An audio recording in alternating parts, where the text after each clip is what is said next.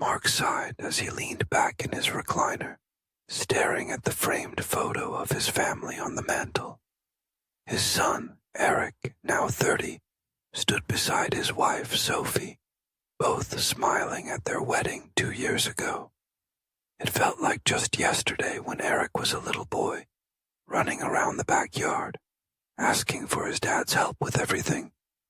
But now, things were different. Linda, his wife of 35 years, walked in with 2 cups of tea and placed one beside him. She noticed the way he was looking at the photo. "You're thinking about Eric again, aren't you?" she asked, settling down on the couch. Mark chuckled. "Can't hide anything from you." He took a sip of his tea. "I just don't get it, Linda. We raised him right, didn't we? But now he barely calls. And when he does, it's like he's walking on eggshells around me." Linda sighed. "Mark, he's married now. He has his own life." "I know," Mark muttered, rubbing his forehead. "But is it so wrong to want to help? To give him advice?" Linda smiled gently. "Advice or control?" Mark frowned. "Control. Come on, I just want what's best for him. Remember last Thanksgiving?" Linda raised an eyebrow. Mark groaned. Okay, I might have gone a little overboard."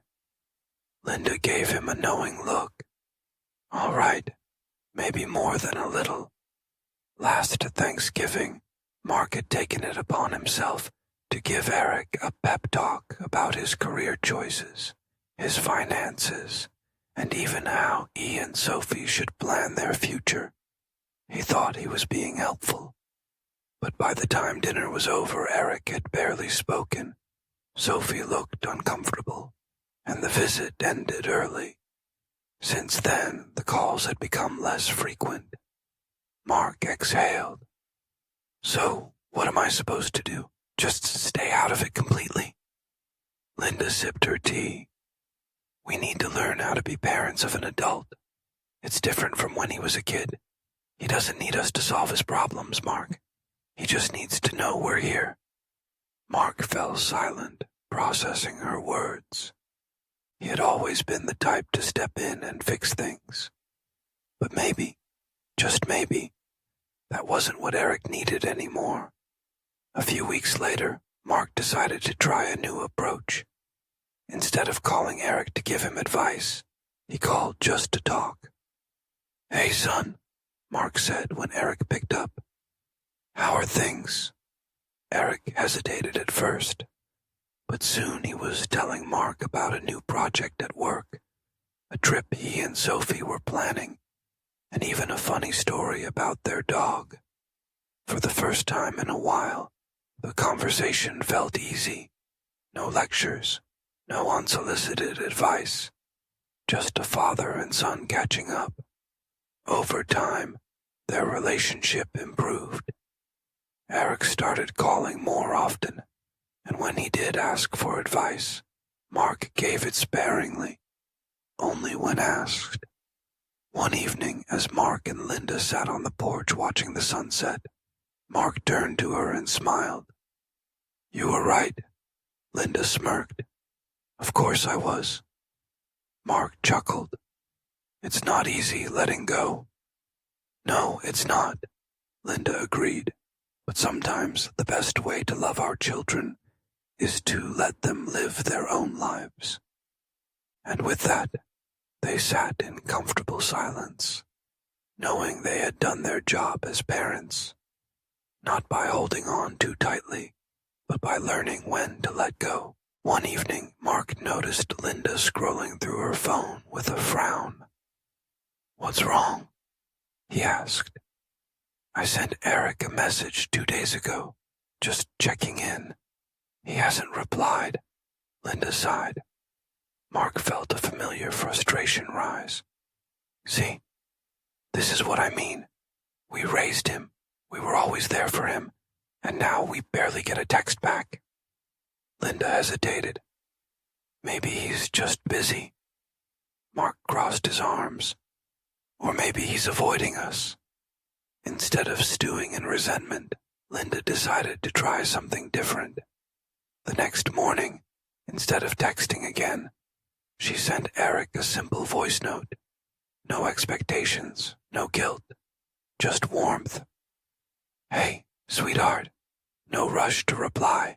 Just wanted to say I love you. Hope you and Sophie are doing well. To their surprise, Eric called that evening. He had been swamped with work and appreciated the message. Lesson: adult children don't always respond immediately, but that doesn't mean they don't care.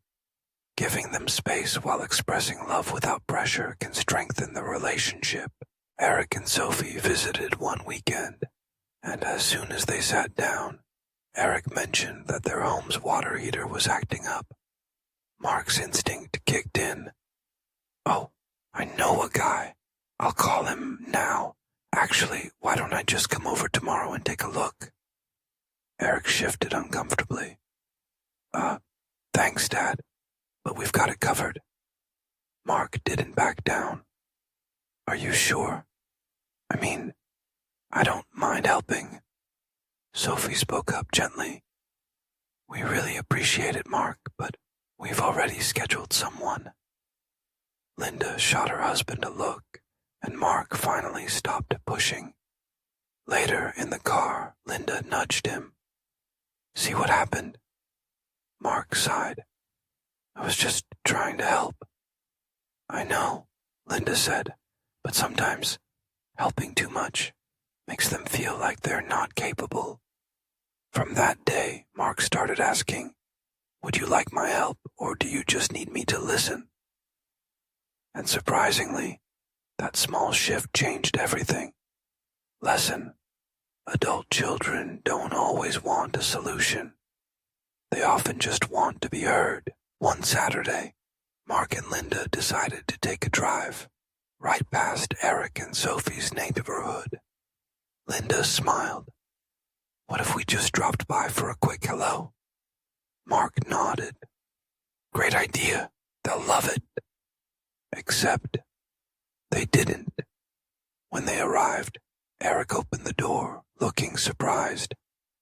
Mom, Dad, we weren't expecting you. Sophie appeared behind him, looking slightly flustered. The house was a mess, and they were clearly in the middle of something. Mark, realizing his mistake, tried to brush it off. We were just in the neighborhood. Eric hesitated. Yeah, it's just not a great time right now. Linda stepped in quickly. No worries. We just wanted to say hi. We'll call next time. Back in the car, Mark rubbed his forehead. Well, that was awkward. Linda chuckled. Next time, let's call first. Lesson: grown children have their own routines and boundaries. Respecting their space strengthens the relationship.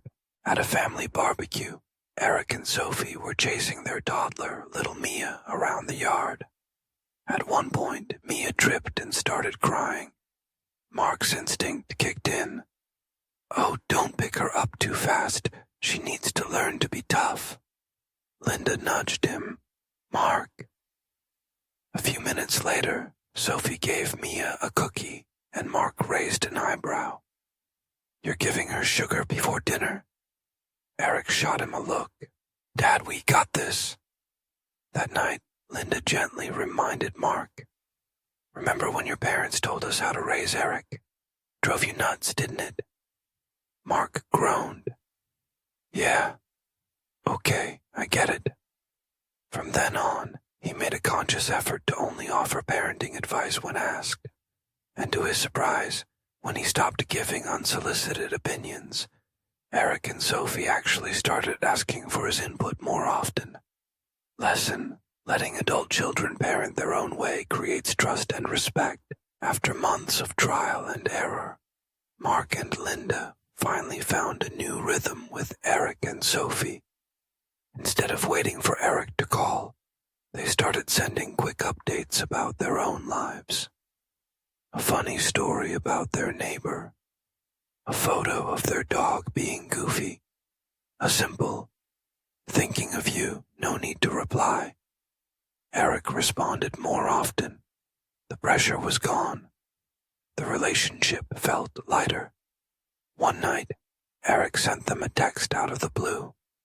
"Hey, want to come over for dinner this weekend?" Mark smiled. "Looks like we're doing something right."